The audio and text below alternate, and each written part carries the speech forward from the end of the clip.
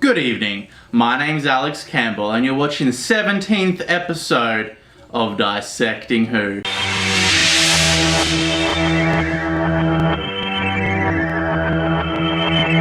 On this episode I'll be dissecting The Mind Robber, a surreal fantasy romp with Pat Troughton as the second Doctor. Concentrate, both of you! Oh, it's too strong! It's too powerful! So the TARDIS has to use emergency procedures to escape being buried by magma, which leads it being transported into pure, wait for it, nothingness. Well, because, well, we are nowhere. It's as simple as that. So this nothingness is able to bait both Jamie and Zoe into its vast emptiness, even though the Doctor pre-warns them that it is very dangerous to enter this atmosphere. Oh, but Zoe, can't leave her out there. I'll go and find her. No, Jamie, no! Jamie! Jamie! So because an episode was cut from The Dominators, this episode had to be written at the 11th hour to fill the schedule, and because of that reason it had no budget whatsoever, and that means no money for sets.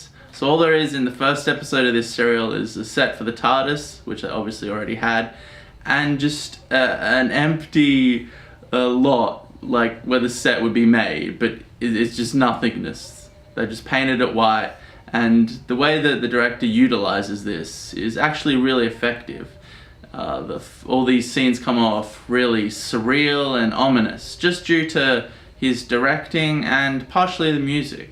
Think of me, think of the TARDIS. They are the only real things here. Everything else is unreality. It is only in your minds. Now concentrate. Come to me now. Now. We also get some really surreal, trippy, twisted scenes of the emptiness trying to bait the Doctor into entering it.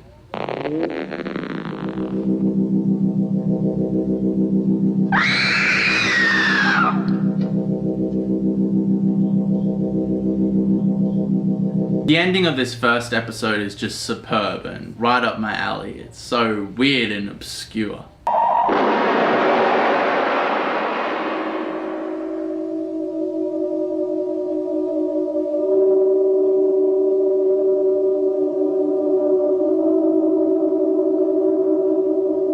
Also, the image of Zoe's ass is quite enjoyable.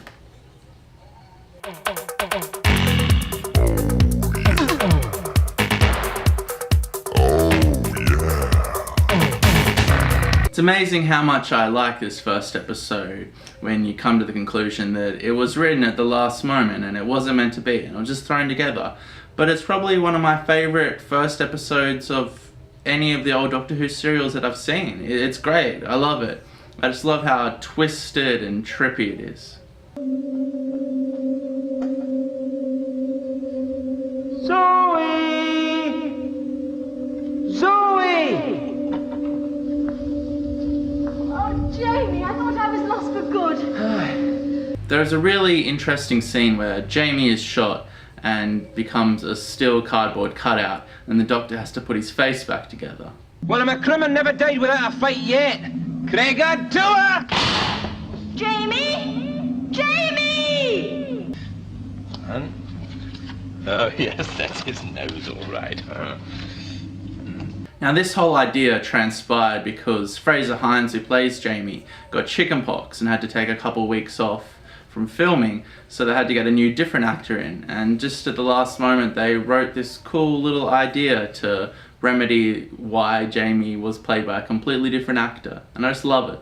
Also the actor who replaces Fraser Hines reminds me of Paul McCartney. Maybe the haircut. Oh no, I've done it wrong! Oh. Doctor! Oh, I'm glad to see you again. I really liked the tone of these first couple of episodes. The audience has no idea where the TARDIS crew is or why all of these insane things are transpiring, and the whole thing is just filled with tension and suspense. I like the audience isn't given the answers for a long time and it's just sitting there going, what? What?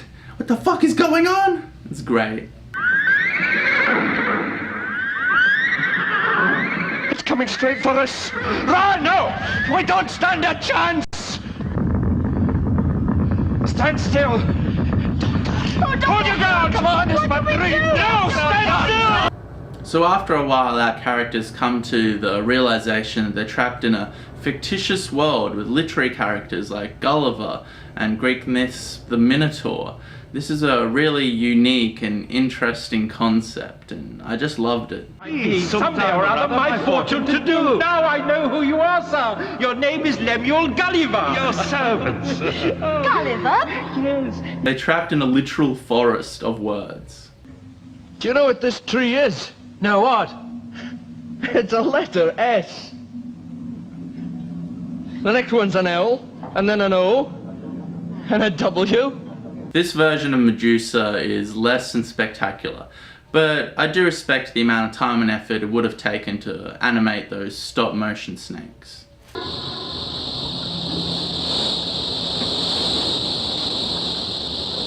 Medusa. Then Zoe defeats the Carcass, a fictional comic character from the year 2000 in a cheap-looking fight. It's great classic Who.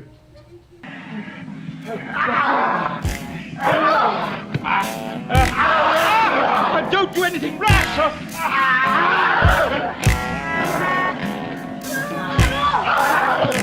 So the main antagonist in this episode who has captured the TARDIS crew in this fictitious world is called the Master.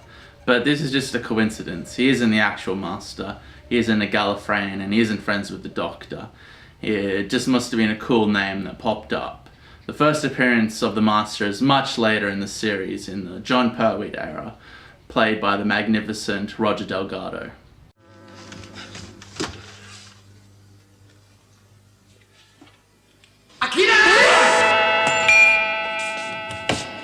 Like that, is it? So in the end, it's revealed that Bruce Willis's character has been dead for the entire duration of this film.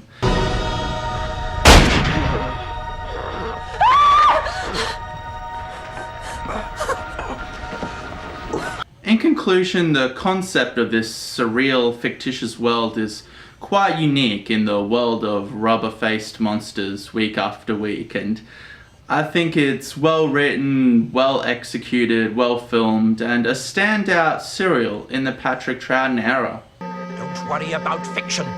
Hang on to real life. You've got to get out. Calling white robots. Guards will enter the control center. The master brain must be protected. Thank you for watching, and it'd really help out if you could like, subscribe, and in the comments tell me how I got all the facts wrong and how my opinion is null and void. Thank you, and good night.